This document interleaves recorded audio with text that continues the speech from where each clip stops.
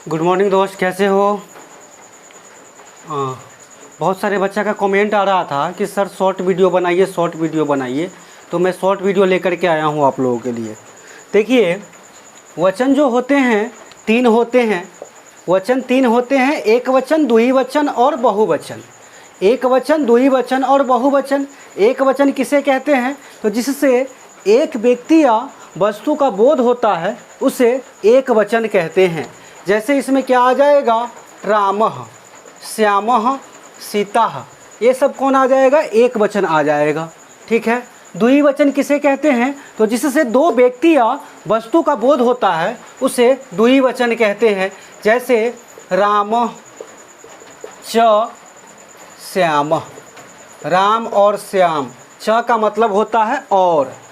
बहुवचन किसे कहते हैं? जिससे दो से अधिक व्यक्ति या वस्तु का बोध होता है उसे बहुवचन कहते हैं। जैसे इसमें आ जाएगा रामः, श्यामः,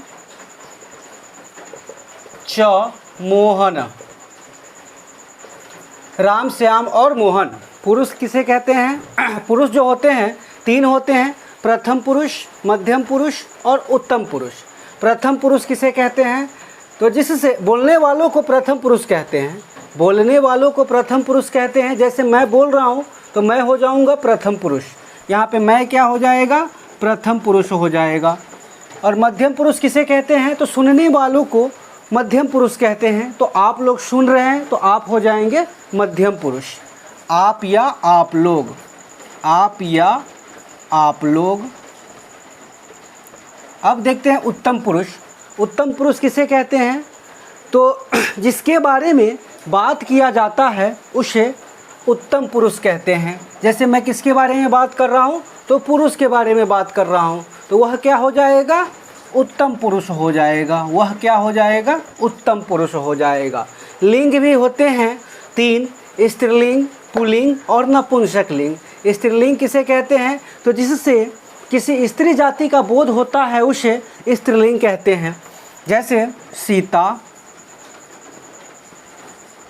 पुल्लिंग किसे कहते हैं? तो जिससे किसी पुरुष जाति का बोध होता है उसे पुल्लिंग कहते हैं। जैसे रामः, श्यामः, ये सब आ जाएगा पुल्लिंग में। नपुंसक लिंग किसे कहते हैं?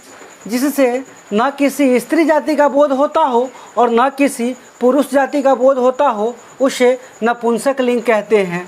जैसे पत्थर, कुर्सी, मेज, टेबल, etc। कर्ता भी 9 होते हैं जिसके बारे में मैं बता रहा हूँ आपको। क्रिया भी आपको 9 होते हैं और कर्म के बारे में भी बता दूंगा। कर्ता भी 9 होते हैं और क्रिया भी 9 होते हैं। तो ये हो गया कौन सा? एक कर्ता हो गया आपका सह, तौ, ते, त्वम, युवाम, इवम, अहम, अवाम, वयम। ठीक है। क्रिया एक कौन सा क्रिया है? तो पठ धातु है। जिस पे भी रूट लगल रहेगा वह धातु कहलाता है। तो पठ पे रूट लगल है तो यह धातु कहलाएगा। पठती, पठत, पठंती, पठसी, पठत, पठत, पठामी, पठाओ, पठामा। कुछ एग्जाम्पल हम लोग देख लेते हैं, उसके जरिए हम लोग अनुवाद को बना लेंगे। वचन तीन होते हैं, एक वचन, द्विवचन, बहुवचन, प्रथम पुरुष, मध्यम पुरुष, उत्तम पुरुष। उसी प्रकार इसमें भी वचन तीन होते हैं, एक वचन, द्विवचन, बहुवचन, प्रथम पुरुष, मध्यम पुरुष, उत्तम पुरुष। कुछ एग्जाम्पल के माध्यम से हम लोग देख लेते हैं कैसे अनुवाद बनता है जो। ठीक है। वह पढ़ता है, वह पढ़ता है। तो यहाँ पे एक आदमी पढ़ रहा है ना। तो वह पढ़ रहा है तो वह के लिए क्या होता है? तो शह होता है। वह के लिए क्या होता है? तो शह होता है। तो शह ये हम कहाँ से लिए हैं? तो प्रथम पुरुष के एक वचन से लिए हैं। प्रथम पुरुष के एक वचन से लिए हैं सह। तो उसी प्रकार हम लोग क्रिया में आएंगे और देखेंगे कि प्रथम पुरुष के एक वचन में क्या होता है। तो प्रथम पुरुष के एक वचन में होता है पठती। तो सह पठती, वह पढ़ता है। ठीक है। वे दोनों पढ़ता है, वे दोनों पढ़ता है। तो इसमें कितने आदमी पढ़ रहे हैं? तो इसमें 2 आदमी पढ़ रहे हैं। तो 2 आदमी के लिए हम 2 लोग के लिए क्या लिए हैं? तो तौ लिए हैं। क्या लिए हैं? तौ। तो प्रथम पुरुष के द्विवचन में तौ होता है, तो यहाँ से अगर हम तौ लेते हैं तो उसी प्रकार क्रिया में जाएंगे और प्रथम पुरुष के द्विवचन में देखते हैं तो होता है पठत। तो तौ पठत। अब वे लोग पढ़ते हैं, वे लोग पढ़ते हैं, तो यहाँ पे कितने आदमी पढ़ रहे हैं? तो बहुत सारे आदमी पढ़ रहे हैं। तो वे लोग के लिए क्या आता है? तो ते आता है। तो ते यहाँ से जब हम प्रथम पुरुष के बहुवचन से लिए हैं तो यहाँ भी प्रथम पुरुष के बहुवचन में पठंती होता है, तो ते पठंती। आगे और एग्जाम्पल देख लेते हैं। तुम पढ़ते हो, तुम पढ़ते हो। तो तुम पढ़ते हो तो तुम का क्या होता है? कई आदमी पढ़ रहा है, तो यहाँ पे एक आदमी पढ़ रहा है, तो मध्यम पुरुष के एक वचन में होता है त्वम। क्या होता है? त्वम। जब मध्यम पुरुष के एक वचन से हम कर्ता से उठाएं तो उसी प्रकार क्रिया के मध्यम पुरुष के एक वचन में पठसी होता है, तो त्वम पठसी। फिर देखते हैं तुम दोनों पढ़ते हो। कितने आदमी पढ़ रहा है? 2 आदमी पढ़ रहा है, तो मध्यम पुरुष के द्विवचन में युवाम होता है, युवाम।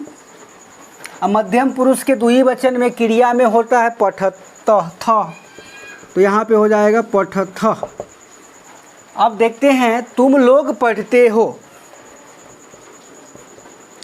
तुम लोग पढ़ते हो, तो कितने आदमी पढ़ रहा है? तो बहुत आदमी पढ़ रहा है, तो तुम लोग के लिए क्या होता है? युवम होता है, तो युवम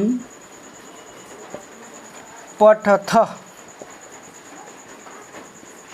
आगे और कुछ एग्जाम्पल देख लेते हैं। जैसे मैं पढ़ता हूँ, मैं पढ़ता हूँ, तो मैं पढ़ता हूँ तो कितने आदमी पढ़ रहा है यहाँ पे?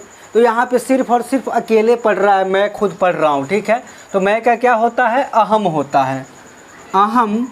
जब ये हम उत्तम पुरुष के एक वचन से लिए हैं अहम, उसी प्रकार क्रिया में आएंगे उत्तम पुरुष के एक वचन में लेंगे तो पठामी हो जाएगा, तो अहम पठामी। हम दोनों पढ़ते हैं, हम दोनों क्या कर रहे हैं? पढ़ रहे हैं। कितने आदमी पढ़ रहे हैं? तो 2 आदमी पढ़ रहे हैं, तो हम लोगों के लिए क्या होता है? अवाम होता है, अवाम। यहाँ हम लिए हैं उत्तम पुरुष के द्विवचन से, तो इस प्रकार इसमें भी उत्तम पुरुष के द्विवचन में पठामा होता है, आम, अवाम पठामा, पठावा। इसके बाद देखते हैं हम लोग पढ़ते हैं। कितने आदमी पढ़ रहा है? बहुत आदमी पढ़ रहा है, तो हम लोग के लिए वयम होता है, वयम। ये कहाँ से लिए हैं? तो उत्तम पुरुष के बहुवचन से लिए है। उसी प्रकार उत्तम पुरुष के बहुवचन में पठामा होता है, तो वयम पठामा। शायद आप लोगों को समझ में आ गया।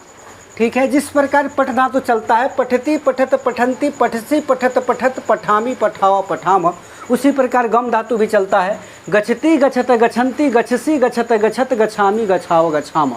उसी प्रकार लिख धातु भी चलता है, लिखती लिखत लिखन्ति लिखसी लिखत लिखत लिखामी लिखावा लिखामा।